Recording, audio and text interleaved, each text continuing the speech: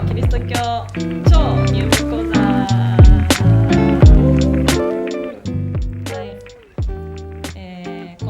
これからの動画はですね、キリスト教で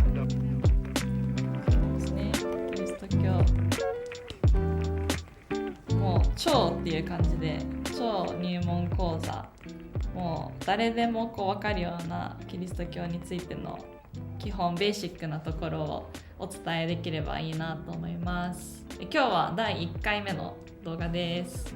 1、この入門講座は、6まで動画があるんですけど、全体を通して6個の動画を通してある一つのストーリーをテーマにしようと思っています。今回の動画ではそのストーリーの全体像っていうのを見てみたいと思います。そして、毎回の動画でそのストーリーのポイントごとに詳しく見ていくという構成になっています。ということで今日第1回目の動画のテーマであり、また全体のテーマでもあるこのストーリー、一つのストーリーについて見ていきたいと思います。そのストーリーっていうのは放蕩息子のお話です。テーマ、放蕩ってあんまり言わない言葉だと思うんですけど、放蕩息子のお話です。これは新約聖書のルカの福音書、新約聖書のルカの福音書の15章のところに書いてあるお話です。で結構有名なんですけど、放蕩ってまずあんまりどういう意味かわからないと思うんですけど、放蕩っていうのは、思うまま自分の思うまま欲しいままに振る舞うことという意味ですね。で簡単に言うと自分勝手っていう言葉が近いかもしれないです。自分のしたいように振る舞うこのとある息子たちのお話ですね。でこの話は聖書全体のストーリーを代表するようなお話だなっていうことを私思います。なのでこのストーリーを理解することは聖書全体の理解につながることでもあります。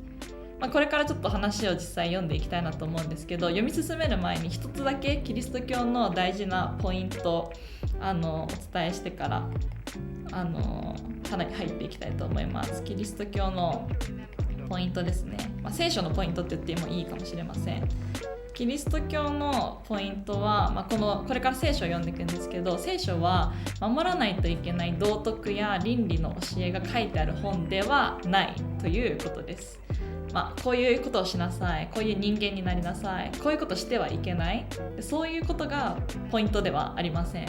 むしろどう頑張ってもあがいても良い人間になることができない全ての人に向けてその解決策を提示しているのが聖書です。ちょっと書いておきましょうね、大事なので。良い人間になれない人のための解決策を提示しているのが聖書です。これからその聖書のストーリーを読んでいくんですけど、この聖書に出てくる人間は完璧な人間たちのお話ではないんです。で想像力を働かせながら私たちと全く同じような登場人物の心の動きだったりキャラクターについてぜひ考えてみて、思いを馳せて自分たちの人物たち、この聖書のストーリーの中の人物たちのやり取りに注目してみてください。ストーリーに出てくる人物たちは全く別世界の人ではなく、私たちと同じ人間です。では早速内容に入っていきたいと思います。ルカの福音書の15章11節から32節です。イエス様は結構例え話を用いてメッセージを自分のメッセージを人々に伝えるんですけど、このお話もイエスが人々に対して語った例え話の一つです。ルカの福音書の15章、もし聖書手元にある人はぜひ開いてみてください。11節から32節のところがお話です。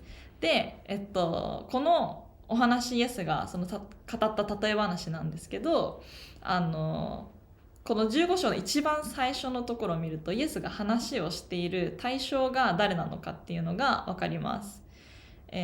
ここですね、今この画面に出てるところです。ルカの15章1節から3節を読んでみます。さて、酒税人たちや罪人たちがみんな話を聞こうとしてイエスの近くにやってきた。するとパリサイ人たち、立法学者たちが、この人は罪人を受け入れて一緒に食事をしていると文句を言った。そこでイエスは彼らにこのような例え話をされた。はい、聴衆誰でしょうか。酒税人たちや罪人たちが話を聞こうとしてきて、イエスの近くにやってきた。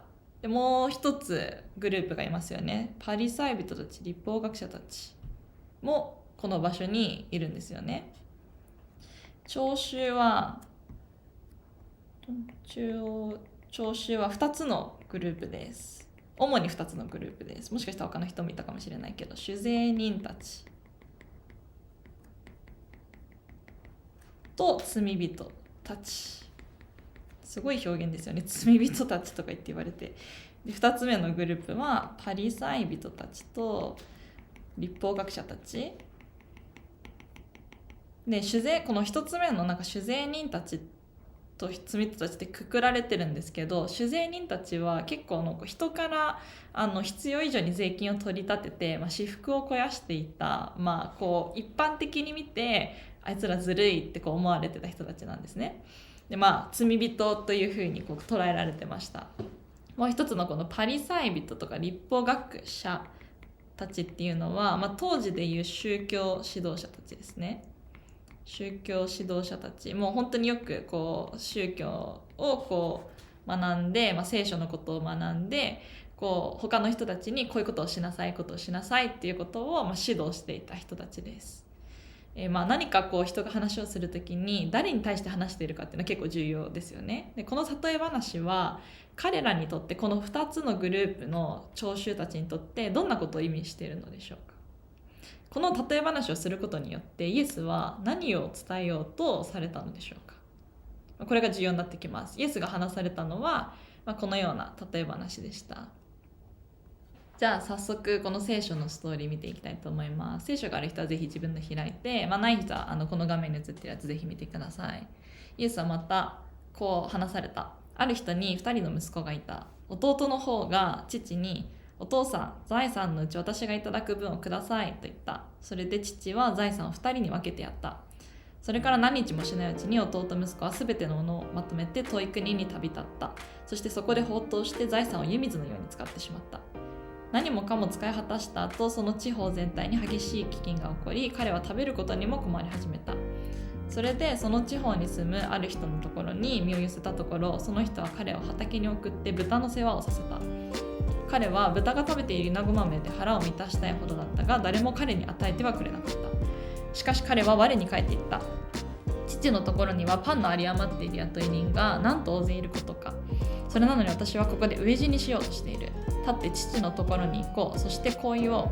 お父さん、私は天に対して罪を犯し、あなたの前に罪あるものです。もう息子と呼ばれる資格はありません。雇い人の一人にしてください。こうして彼は立ち上がって自分の父のもとへ向かった。ところがまだ家までは遠かったのに、父親は彼を見つけてかわいそうに思い、駆け寄って彼の首を抱き口づけした。息子は父に言った。お父さん、私は天に対して罪を犯し、あなたの前に罪あるものです。もう息子と呼ばれる資格はありません。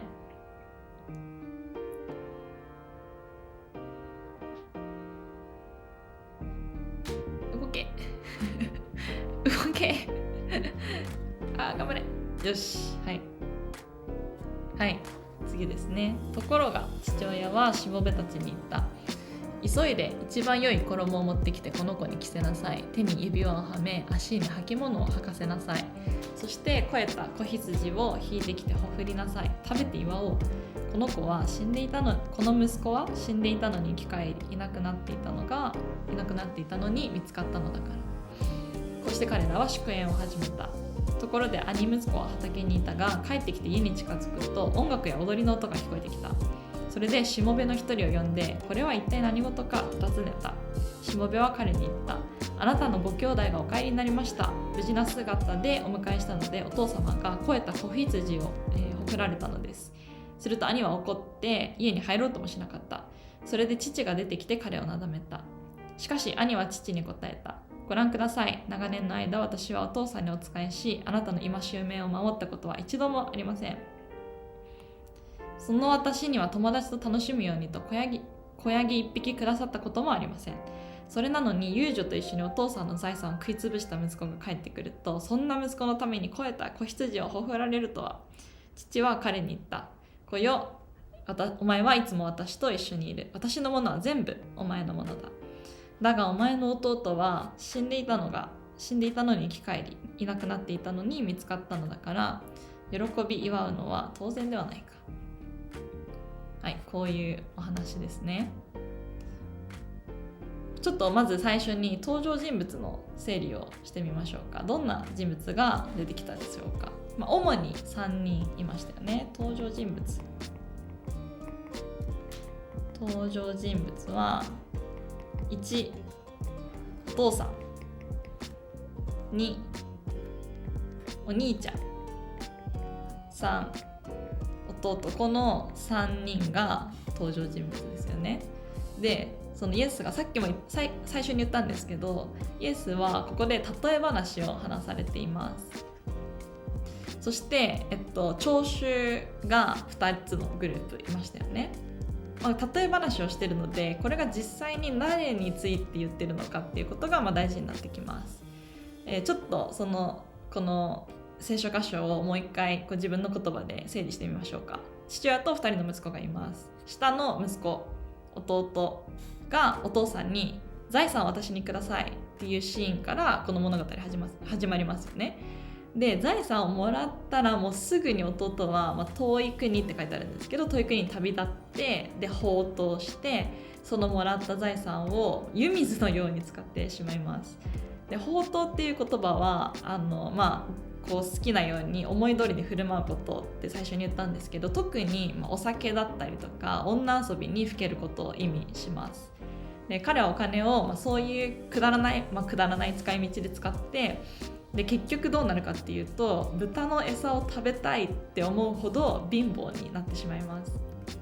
で、思い出すんですよね。自分の家に戻れば生きるのに困らないでしょう。でも一家のその主であるお父さんに合わせる顔がないんですよね。で、彼はお父さんに会った時に何を言えばいいかなっていうことを必死でイメージトレーニングをしてイメトレをして、で、不安な気持ちのまま家に戻ります。で、そうするとまだ家が見えるか見えないかのところで、お父さんは走ってくるんですよ。駆け寄ってきてハグをして待ってたよ、戻ってきてくれて嬉しいよっていうことを声をかけてくれるんですね。で、当時は家に家畜とかがいたので、その家畜の太った丸々とした本当に美味しそうな牛をほふってバーベキューパーティーを祝宴を開催したわけです。本当にもう喜びにあふれて、もう音楽も聞こえてきて、踊りの音も聞こえてきて、すごくハッピーなイベントだったんじゃないかなってことが想像できます。一方、もう一人出てきますね、登場人物。このお兄ちゃんはどうだったでしょうか。この、本当にハッピーなパーティー、この光景を見て怒ったんですよね、お兄さん。お父さん、私はずっと一生懸命家の仕事をしてきて働いてきましたよね。お父さん見てましたよね、私のこと。でも私のためには今まで一回もバーベキューパーティー開いてくれなかったじゃないですか。お父さんひどくないですか。お父さんに言うんですよね。で、お父さんは、最後にこのストーリーの最後にこう言って、この話はオープンエンドを迎えるわけです。お前はいつも私と一緒にいたし、私のものは全部ずっとお前のものだったし、これからもお前のものだよ。でもお前の弟は一度いなくなって死んだかのようだったんだよね。でも今は戻ってきた、生き返ったんだよってことを言って、この話は終わります。この後2人の息子がどうなったかっていうのは、書いてないのでわからない、推測するしかないんですけど、このようにしてこの例え話が終わります。イエスは聴衆に対してなぜこの話をしたのでしょうか。この話のメインポイントは何なんでしょうかね。弟がどれだけダメ人間なのかっていうことを伝えたかったのでしょうか。それとも兄がかわいそう、一生懸命働いてきたのにかわいそう、そういうことだと思いますか。そうじゃなくて、この2人の兄弟と関わるこのお父さんがどんな人物なのかっていうことを理解することがこの話のポイントなんじゃないかなと私は思います。話のこの中心はお父さんだと私は思います。この話例え話でしたね。登場人物が誰のことを比喩しているのかっていうことを理解することが大事です。聴衆の一つのグループは酒税人と罪人でした。もう一つのグループは宗教指導者たちでした。この話の中の弟はこの酒税人と罪人たちです。そして兄は宗教指導者たちを表しています。宗教指導者たちでは、お父さんは誰を表していると思いますか？この話をしているのはイエス・キリストという人物でしたよね。この父親っていうのは、神様のことです。この話のメインメッセージは弟みたいなダメ人間がどうしたらいい人間になれるかではありません。このストーリーを通して罪人である弟、また宗教に熱い、いわゆる良い人、この両方が父親として描かれているこの神様の性質だったり許しだったり愛恵みを知り関係を持つことがこの話の一番のメインポイントです。兄と弟が父なる神、この神様の性質、許し、